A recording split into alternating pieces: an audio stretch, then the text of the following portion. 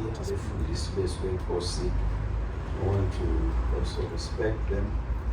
Sibonga ukuthi babe nathi namhlanje as we make a contribution for the great work that they are doing.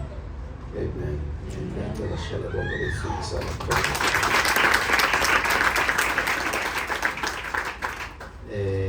Bazalwane bami sizoqhubeka la sigcine khona izolo. Amen. Amen. I want you to go to the book of Mark chapter number 5.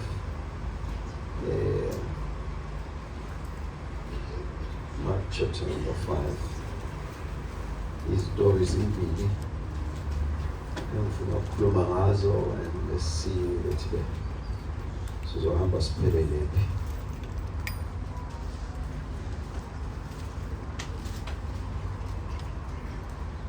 Mark chapter number 5.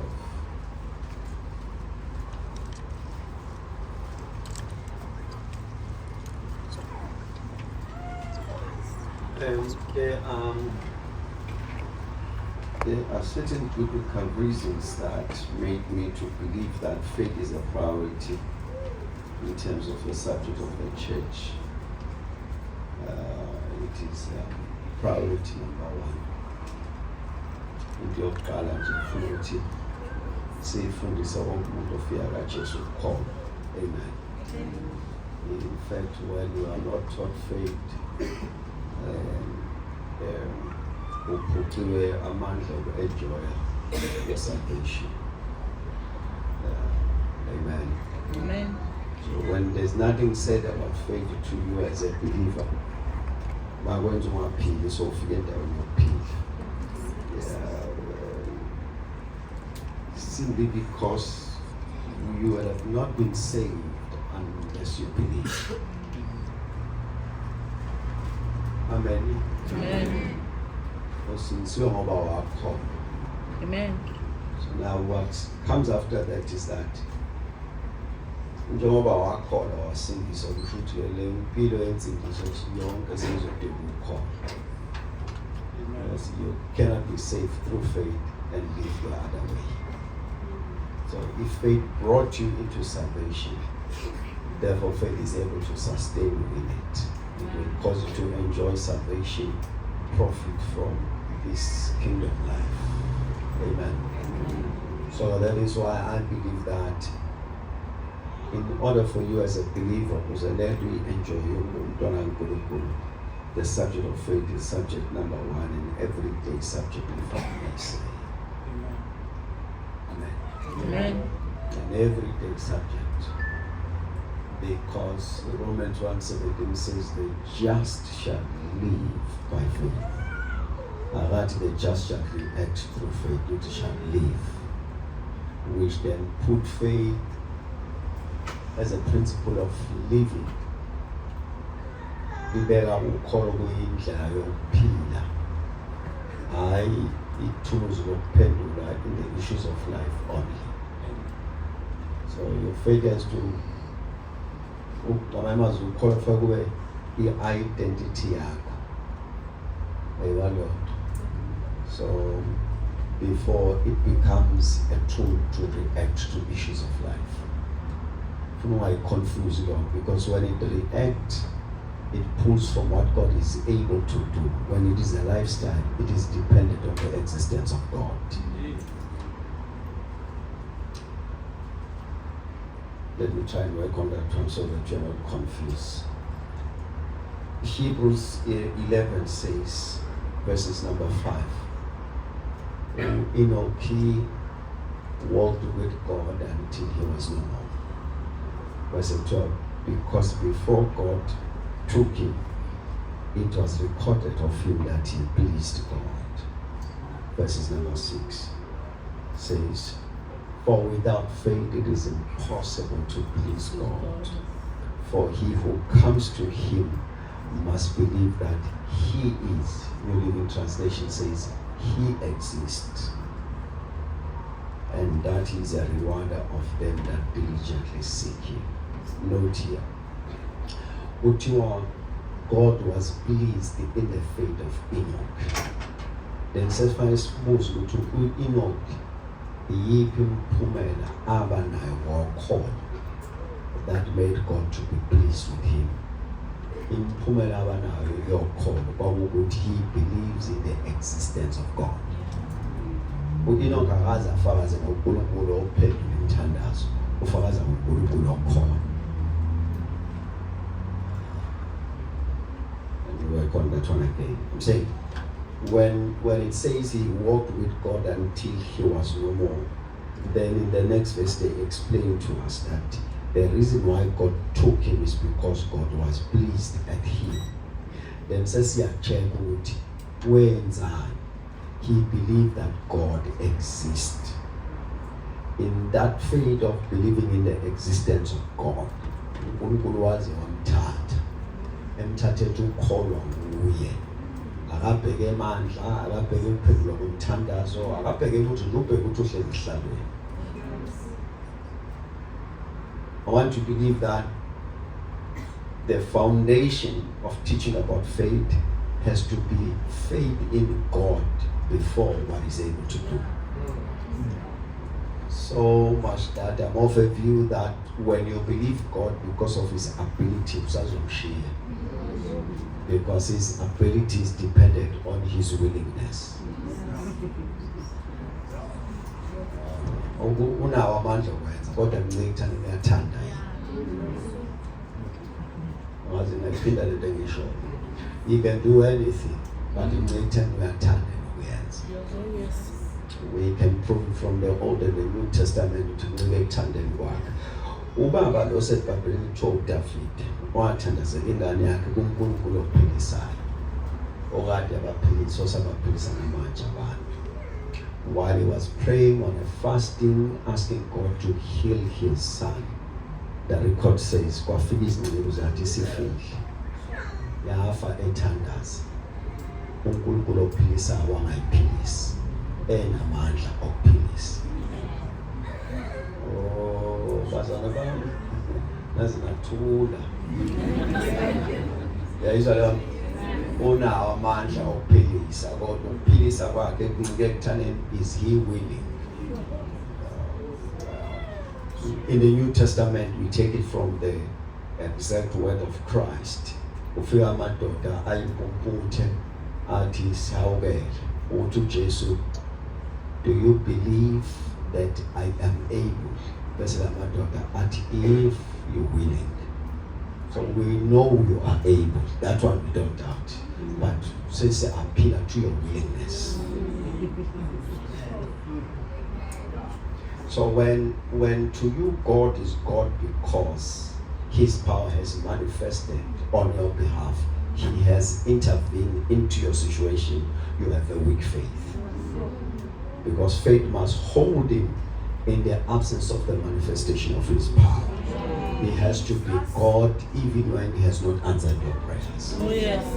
Then from there we can call you a believer.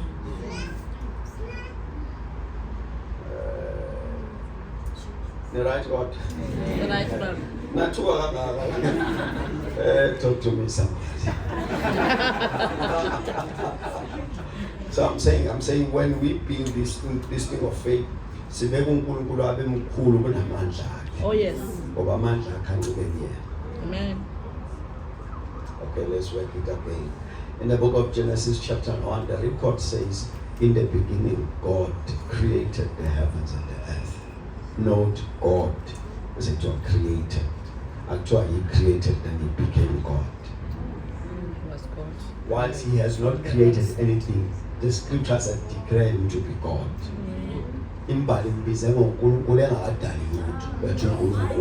Okay. In the beginning, God. So that He is not God because He created. Oh yes. The right person. So, awukho langa, akukho mhlaba, akukho lutho, kodwa uNkulunkulu. Oh yes. Yeah, so I'm saying to you, when your faith in Him depends on what He's able to do, don't call it faith, it's high expectation. Uzophoxela very soon. Amen. So faith is able. Look to the life of this man, Job Gamanaka. That's why he went to the India. but I'm just helping somebody. Look to the life of this man, uJob igama lakhe. uJob wehlelwe umshophi yasho njalo amazulu. Yokuthi yonke into anayo ishabalala. Ingcebo, abantwana, everything. Wathi ukuthi usabhekela indaba yajika ngena kuyena kwabona isikhumba sakhe. Sabona to an extent that one useyanuka, two akasakwazi ukuhamba hamba ufuna ahlale endaweni eyodwa okuyabhicika indlela abebole ngayo. Bathi abanye ababhalayo bathi some of the holes emzimbeni wakhe ukubona ithambo indlela abebole ngayo uJob. In the midst of all of that, scripture says he said to the Lord, though you slay me, yet will I trust you. Because to him that his power did not manifest.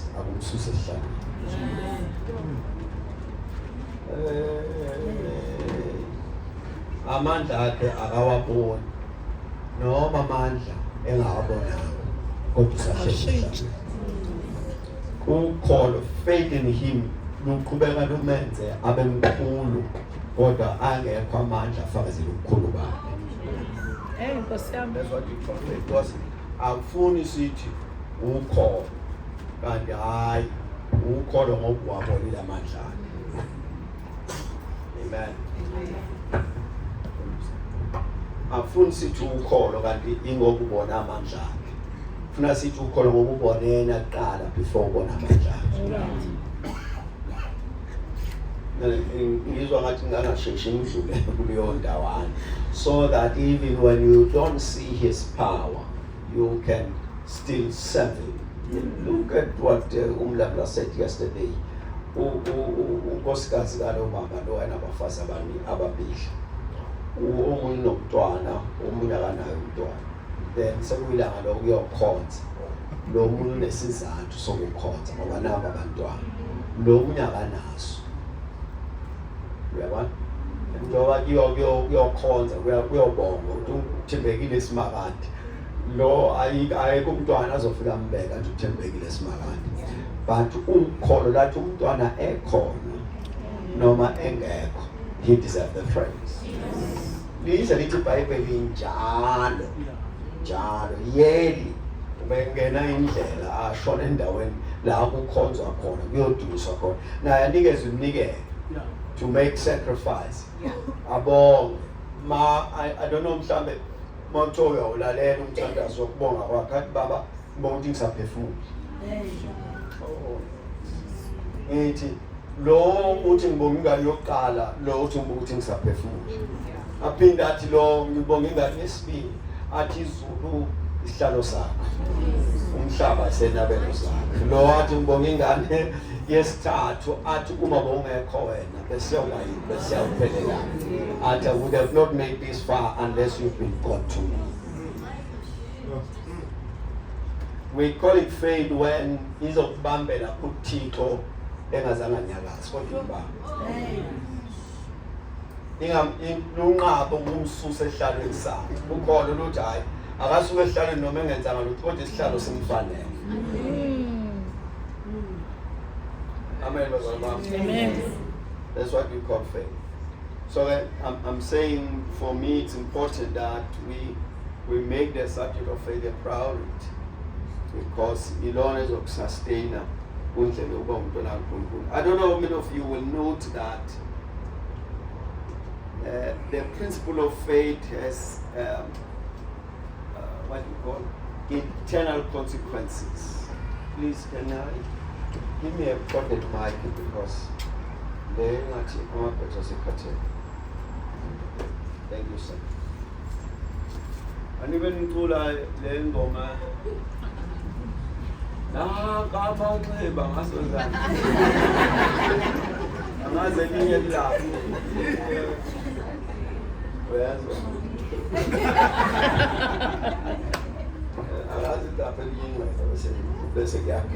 Amen. Amen. So I'm saying, Brother Man, the issue of faith has eternal consequences. Abanye sokugcwele bazi ukuthi kuyizona. Yama ucheck kahle iBhayibheli akuyizona. uyongakholwanga uJesu. Yonke inkosi ebizwa ngokona le. Oh yes. Check the Bible. Yeah. John 3:16. For God so loved the world that he gave his only begotten Son. Verse 2. So that whosoever believes in him shall not perish, but have eternal life. The next verse. Loyo ongakholwanga usehlulele. So mawufika laphana ungakabalwa indawo zakho zokuthakatha uzobuzwa kuthiwa nazi ubanikeza singumprofeti uzobuzwa kuthiwa ukholiwe yini indodana. Lalela this principle of faith. Sithandwe sonke nongekho la uthandiwe okweBhayibheli, but awuzungenela ukuthandwa ezulwini, uzongenela ukukholwa yilolu uthando. That whosoever believes shall have eternal life. So the issue of judgment izobimekthane umkholiwe uJesu njengangena umkholiwe uJesu lichathwa aqhubekela kwenye indawo. Amen. Amen. And I note this one because I noted the statement Sira Jesu. Let me check this one in the book of Luke chapter number 22. I think I'm going to record to verses number 33. Yes. uJesu wathandazela uPetro. Uthandazela uPetro in his disciples. Uthandazela uPetro uthi uJesu Petro ngibona umubi eza kunina enifuna ukunqeda njengokolweni. Bese uthi uza kubona. He's coming to you. Bese ethi but I've prayed for you. Uza kubona bonke kodwa uthandazela oyedwa. Ngithi uthi uJesu ngimbonile omubeza ezakunina nonke kodwa bese ethi ngithandazele wena Petro. Then he says, angizange nje ngathandaza, I prayed for your faith. So wathi uJesu kulabafundi bami mangifuna ukusindisa lo mkhumbe ngenze njani, wasefuna nokholo kubona. Okay. And Peter qualified. And I'm going to ask you to know how he qualified. Kwathi nje bedokwe ubusuku bonke bengatholanga lutho the whole night behlulekile. uJesu wasethi Petro thatha umkhumbi niye ejuleni. uPetro watshela uJesu wathi lento ngitshela yona besiyenza ubusuku bonke sahluleka with expertise, experience, lwazi lonke esunalo sulufaka la lwahluleka. Bese ethi kodwa ke manje umefa kukodwa uthi the past knowledge cannot be our conclusion after we have said what you said. My phone goes. Is it on? Yeah. Thank you. Praise the Lord. Amen. Jesus. Glory to God. Savior, Redeemer. Same yesterday, today, and forever. You're coming all right. Talk to me, somebody. You're coming all right. If you pass, so far you're coming good. Amen. Amen. So uJesu wakhumbula kwake kwathi wonke umuntu esegive upile kwakhona umuntu othatha izwi lami. Mangithi phonsana manethe ejuleni wathi uPetro uqedile. They experience yonke yokuhluleka kobusuku bonke in a conducive environment. Sesibuyisela eceleni sithatha lelizwi. You know, the word he took it against from the knowledge. Yokuthi akho uhlanzi la. They tried the whole night. The word he took it against from the knowledge that awukwazi ukudoba emini. Inhlanzi zobaleka masibona isithunzi. But faith said to him ngoba sekusho yena. Yeah, nesithunzi asasebenzi. And faith said to him nekade zihambile zizobuya. Wathi sawuphonsa la. uJesu wakhumbula leyo nto uthi kulabafundi bami khona uPetro la. Nikhona abazalwane bami. Not only that, Christ remembered the issue of walking on the water. Ukuthi bantu bonke behleze emkhumbini besaba wathi uPetro yisho ngisi. So when you have to pray, bazalwane bami, to pray for them. Why want to cover them? No covering here. Your faith fails not. Then he says, what's going to happen with this faith is that uzoya le ujika. What most ujikile usiyohola nabani. That's my translation. Uthi uJesu ngikukhulekele ukuthi uma usuphendukile khumbula abafowenu, strengthen your brothers. He prayed for his faith. In fact, let me assist you here. Jesus loved John than Peter. Oh, Amen. you check the records. Umuntu behlala esifubeni uJohana Petro. uPetro bazalwane bami angifuni ukufaka isigama eziningi ngizofaka esisodwa nje.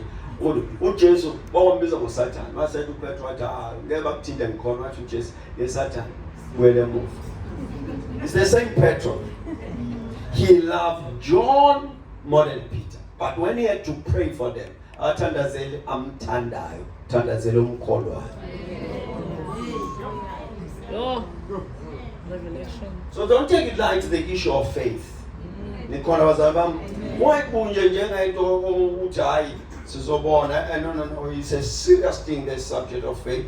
So that is why the way I see honest usebenzela ngoba naye uMoses akangenanga nje indaba yakhe yalahle kokholweni. When you check the scrolls in the book of Numbers 20:17, andiyakhumbula ukuthi wakhuluma edwaleni Moses. And Moses uyafika edwaleni unokuthi akhulume uyalishaya. Eqaleni bethiwa walishaya, manje kuthiwa akakhuluma. Amanzi zowakhipha, walishaya amanzi aphuma. And uNkulunkulu wambiza. Mayimbiza uthi verse number 12, then the Lord spoke to Moses and Aaron, because you did not believe me to hallow me in the eyes of the children of Israel, therefore you shall not bring this assembly to the land that I have given them. Uthi uNkulunkulu yazi uthini? Moses siphambana la ekholweni. Now why God says because you did not believe me, I'm gonna try and simplify that one. Moses had never used the rod unless the Lord had said so. Yes. So everything he has ever done, it was the spoken word of God executed through the rod. So I'll see on into everything that Moses has ever done with the rod, out of his way. Yes. God will say, then Moses mesithatha induku enze nje uNkulunkulu eshiya. uNkulunkulu athi shaya ashaya Moses. uNkulunkulu athi khoma Moses. uNkulunkulu athi phakamisa induku ayiphakamisa Moses. So it is not the rod, it is the spoken word of the Lord executed through the rod. Amen. So in his mind uNkulunkulu to Moses is working in the faith to the word. And it is faith to the rod. All right. Mayesethi ke nabeka phansi induku ukhulu. uNkulunkulu uzithethe hayi uyazi vesi yonke lento ayenza iphuma ezweni. Mesethi ke nabeka phansi induku uthathe lelizwi njoba ngilisho ulisho nawo. Awuzoshela uzoshela ngimnikazi lo ukuthi manzi iphuma.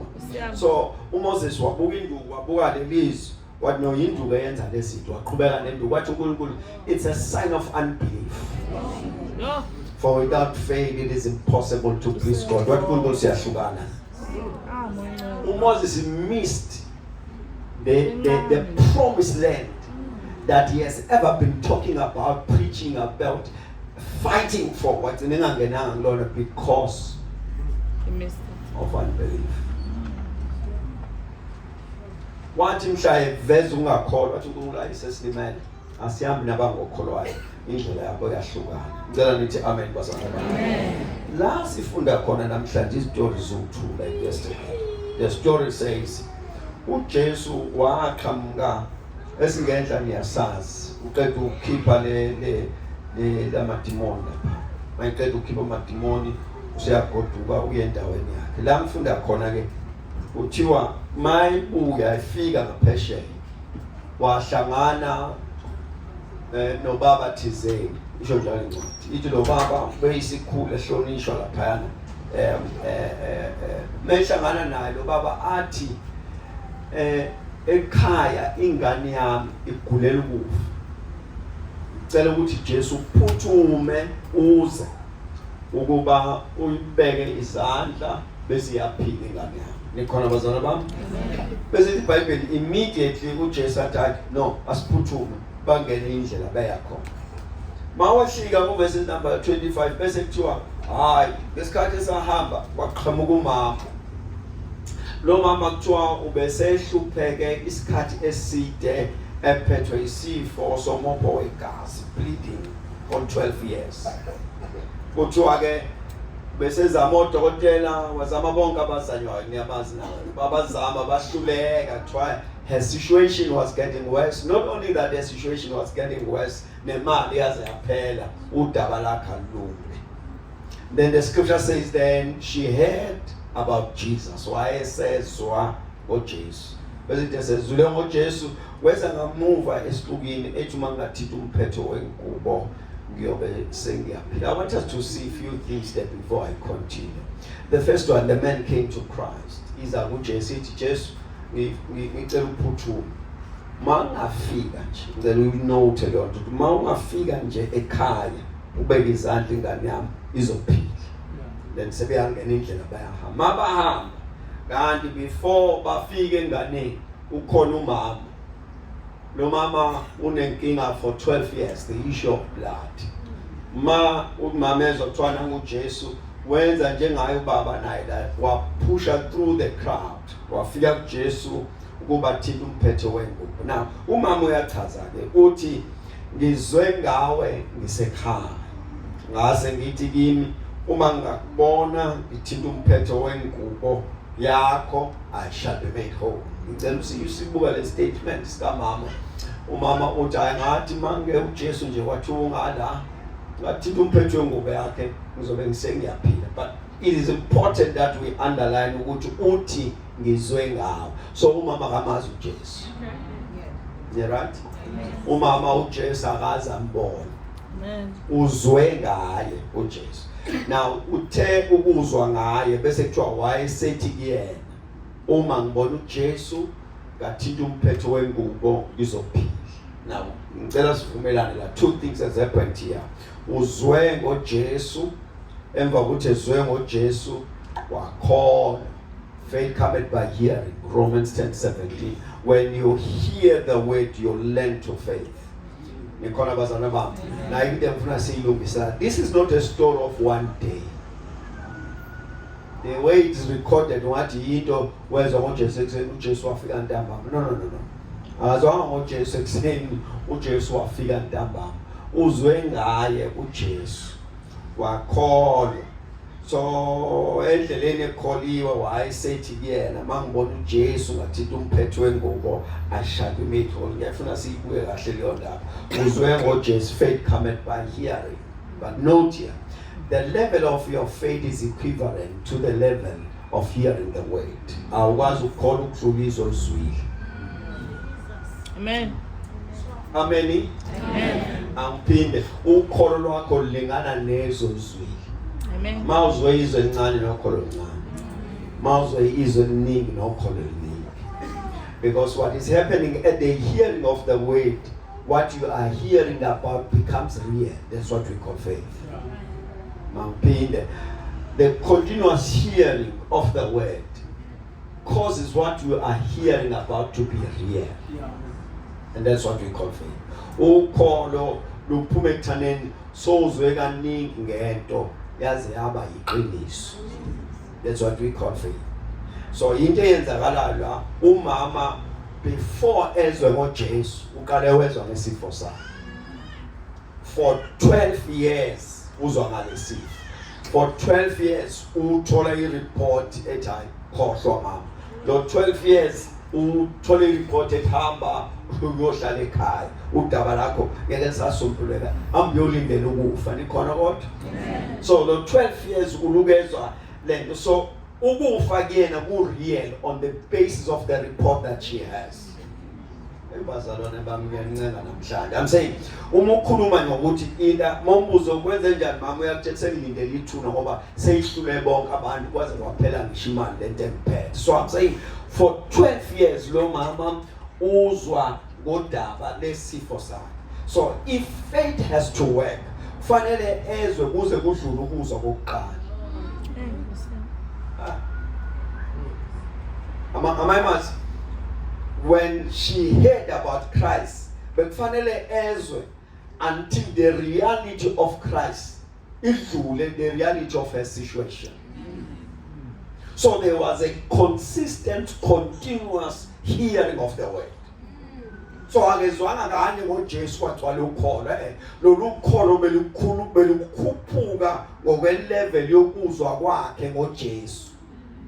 Lwakhuphuka obazana bamanto ngayisho. Faith luke likhuphuka eluke liqala nesifo sakhe nereport yodokotela athola aweke lento inkulu into engayitshela udokotela.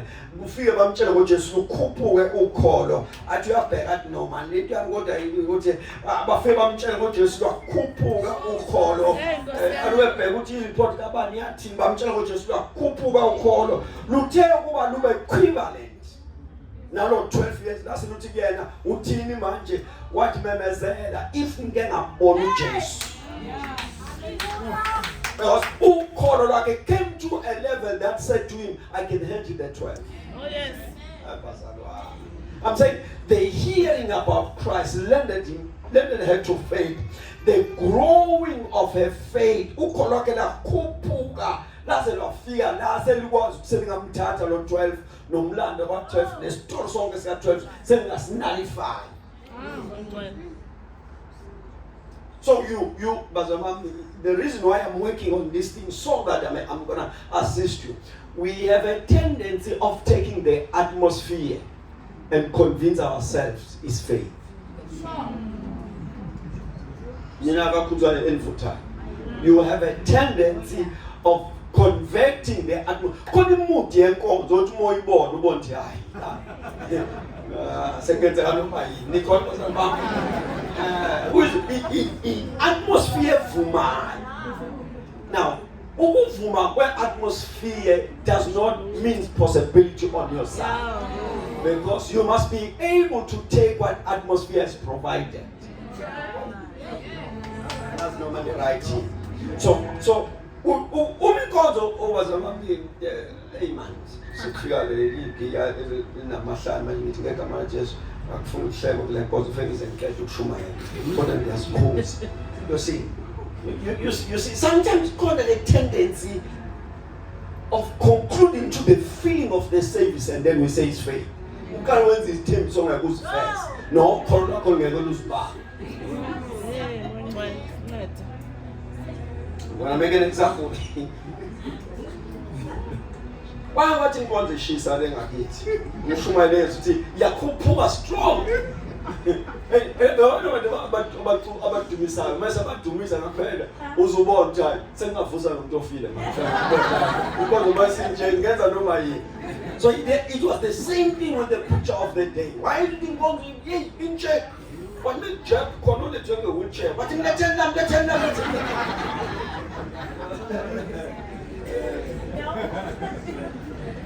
bamthatha bambeka la banekhamera just sukuma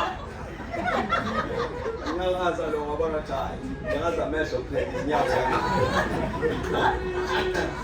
wasithe bisezimbala stage banekhamera just sukuma ayobona thayi akusume koza kuyena ubaba ekhamera uphuzile uzosukuma kanjani umuntu uzosebenza kanjani wamshiya kanjani. Believers, the spirit-filled believers have a tendency of concluding to the atmosphere and claiming to be their faith. No, after the atmosphere, your faith must be able to access that which the atmosphere has provided. Proof is this one. The woman came in a conducive environment, in an atmosphere that had Christ. What makafika umama ekholiwe. Bonke uJesu bemthini. Bonke bethu umsindisi uphakathi kwethu. Kodwa they came without a testimony. But the woman that came with faith in that atmosphere, wamthinta kwakho uJesu, then just immediately he felt virtue coming out. Faith and able to access what the atmosphere has provided.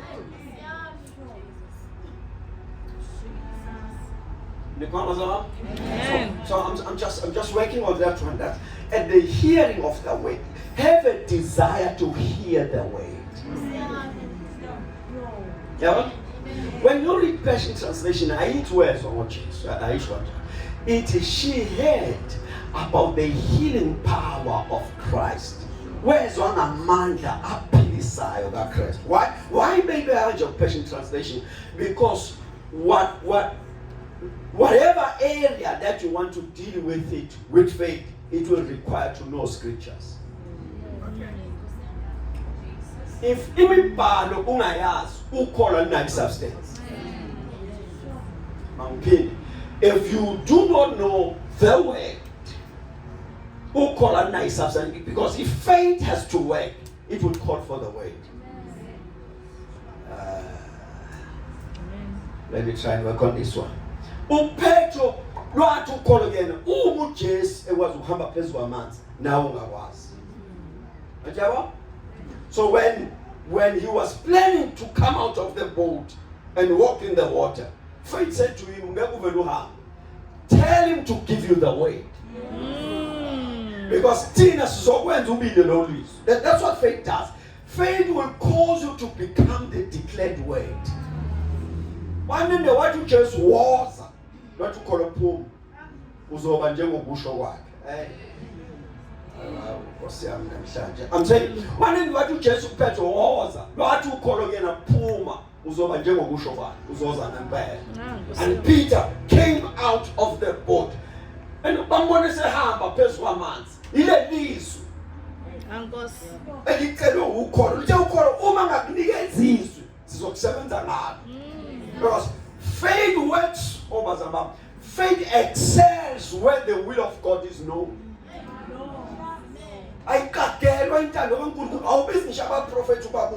You check the scriptures, the promises, the written word of the Lord, and it will tell you what is the will of God.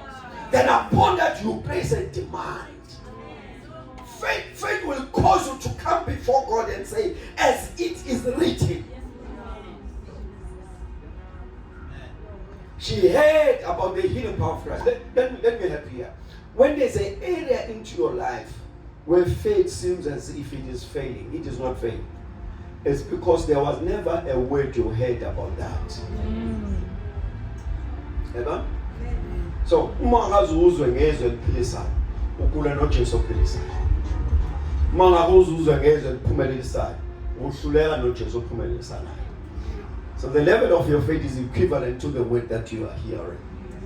So mawufika abantu bexakekile before ukuthi ama generation curse. Dale check injumela abazilalelayo. Because it has produced the faith they have and the results they have. Mangqale phansi. Uma abantu bafika bexakekile, ungaqali ukuthi banamadimoni. Kanti ucheck ukuthi balalela yiphi intshumayelo. Ngoba le ntshumayelo abayizwile ibanikezele ukukholwa abanalo. Lo ukukholwa abanalo lubanikezele imphumela abanayo.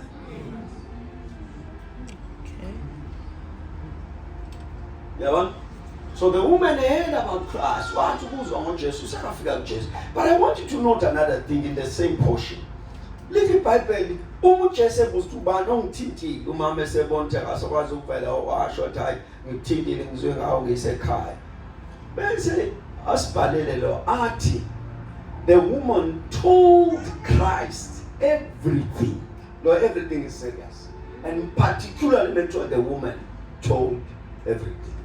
I'm not told who bad. No, I'm not told about wash. Matua, the woman told everything. Utua uikale msha ekale bont kondero. Wakonga.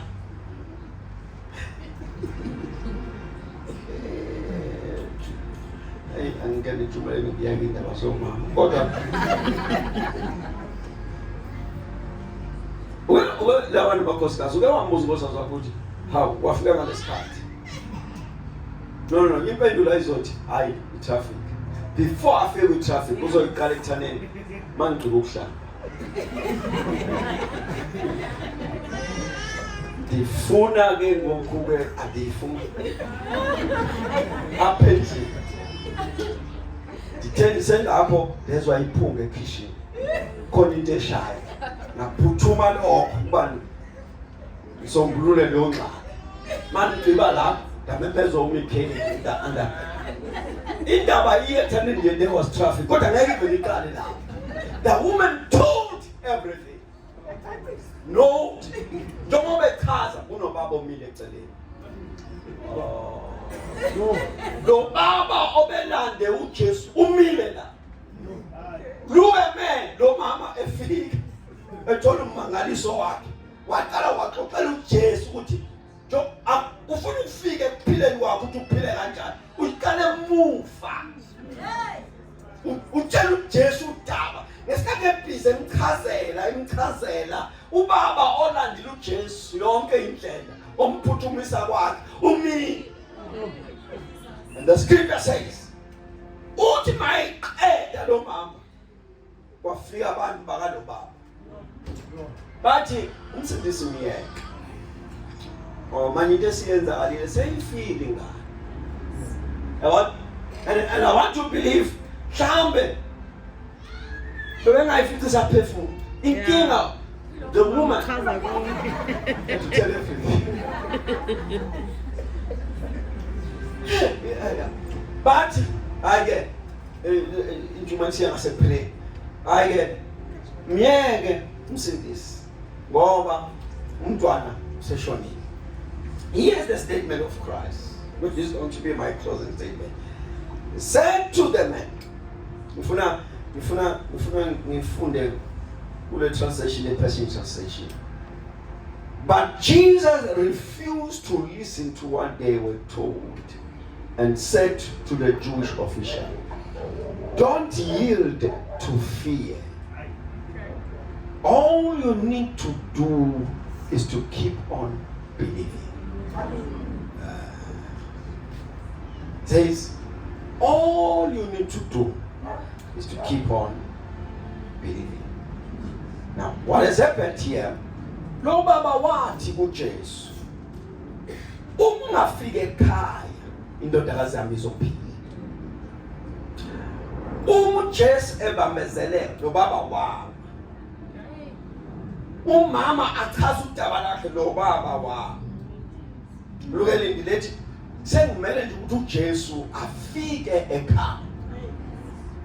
Uthe might how waqeda umama sesiyasuka wafika incebo zakhe zathi umsindisi mina ingane seyifile. Mayikade usho njalo ingane seyifile lithi iBhayibheli immediately. Ngofunde lapha lithi immediately ubaba engakaphenduli wangena uJesu. Wathi ungesaba ungangabazi qhubeka ukhona. Isho njalo lesizulu wathi qhubeka ukhona. Mangiphinde ngokugcina. Before the man could open his mouth, before the man could say anything from the report, uJesu waphuthuma ukuthi umlomo angavula. Waphuthuma nje ukuthi umlomo angavula akaqhubeke ame ekuthaleni uma ungafike ekhaya indodakazi yami izophila. Ufuna what Jesu into ufuna uyenze nje baba, don't yield to fear, but keep on believing. Your imego ayithembisi, but keep on believing. Report yimpi, but keep on believing. This is not what you are expecting, but keep on believing. It seems as if there are no possibilities, but keep on believing. Whoever keep on believing. And no baba wabona ukuthi angasakhuluma lutho angikhombisa uJesu indlela. Ngabe ngisaluke my proof of keeping on believing. I'm going to take Christ ngimuse ekhaya ukuthi ifile noma injani sengiyekele kuyena ukuthi angiqhubeke ngikholwe umkholo lami I'm going to take him. Oh wow. Umasabi baba, keep on believing. I wish I could declare that upon your life. Keep on believing. And it is promising, but keep on believing. Umbiza angasabeli, but keep on believing. Unemfelo yokuthula ngathi akasukwenza lutho. Kanti ukuthula kwakhe kwenza kwakhe.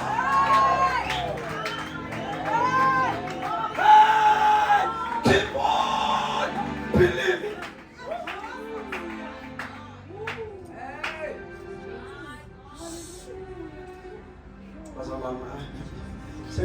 ukushumayela uJesu hayi baba ungakhathazeki into ozoyenza nje keep on believing.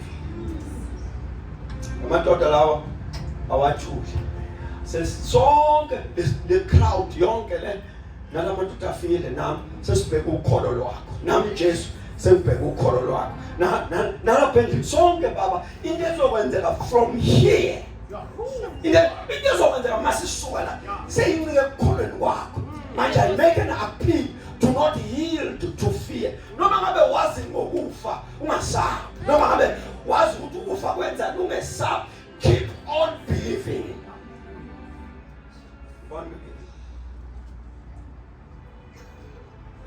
Keep on believing. The man to Christ.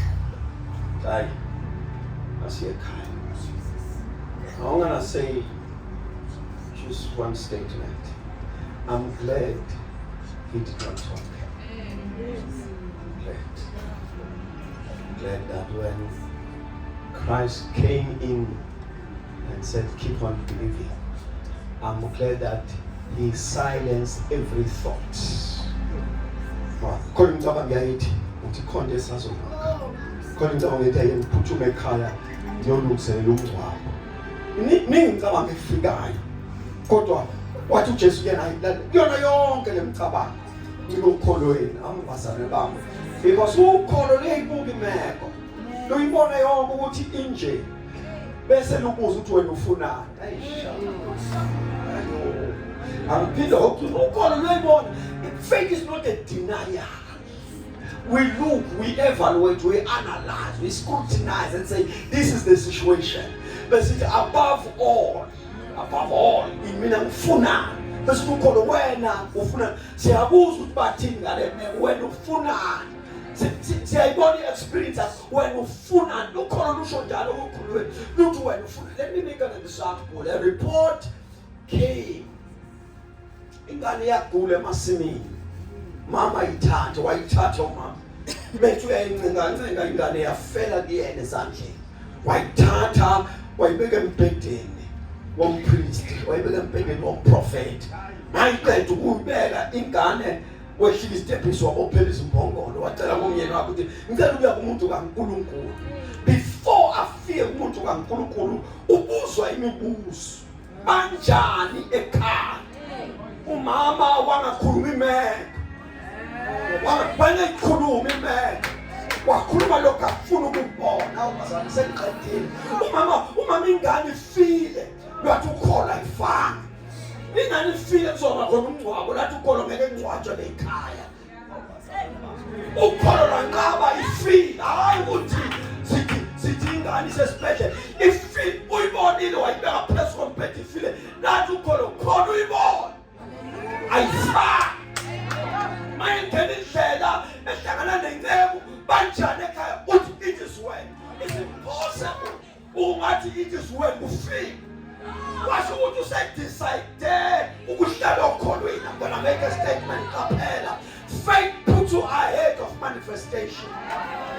You see it before you see it. You have it before you have it. You taste it before you taste it. It's in your hands before it is in your hands. Lwathi ukhona ufyanga.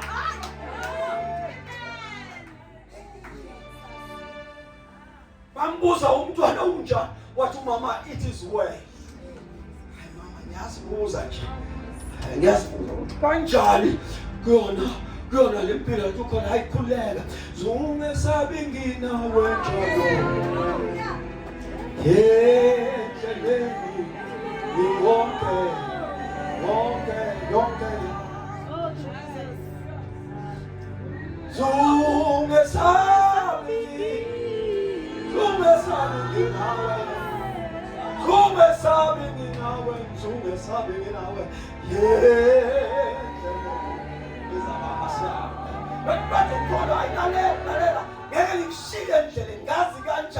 Romans 10:11. Loyo kholwayo akasoze ajabiso. He who believes shall never be put to shame. Noma kunje nginawe njalo.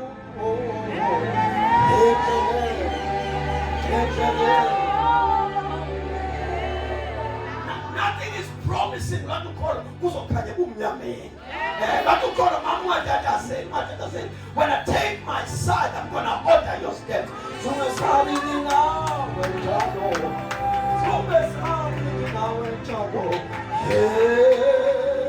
Oh, I feel it. I must encourage somebody. I'm shouting.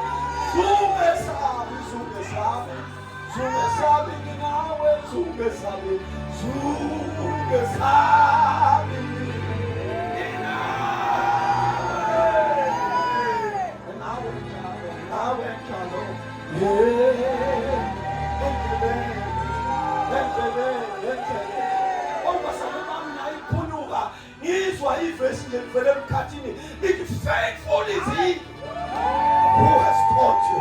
Utamegina, moyo wasibisana. Utamegina, moyo wasibisana.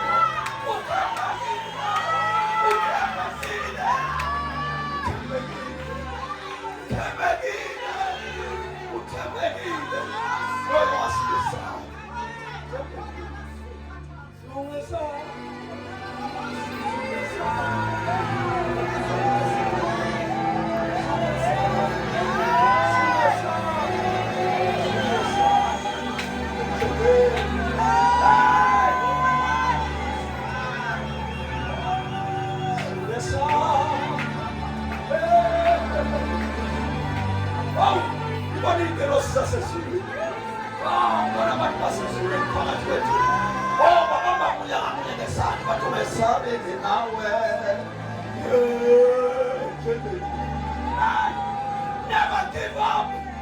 Utembegile.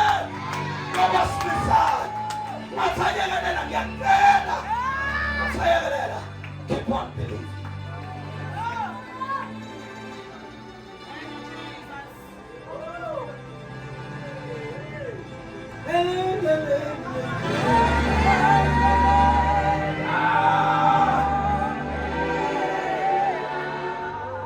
There's a shift and this man is young.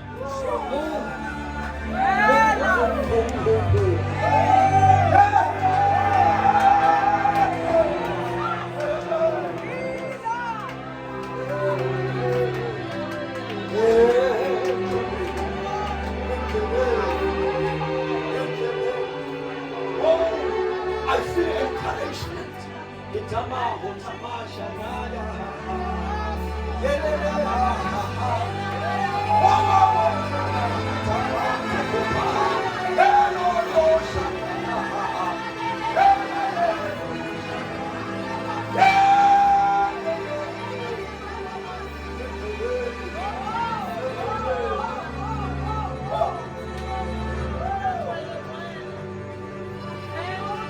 Do not yield to fear. Keep on believing.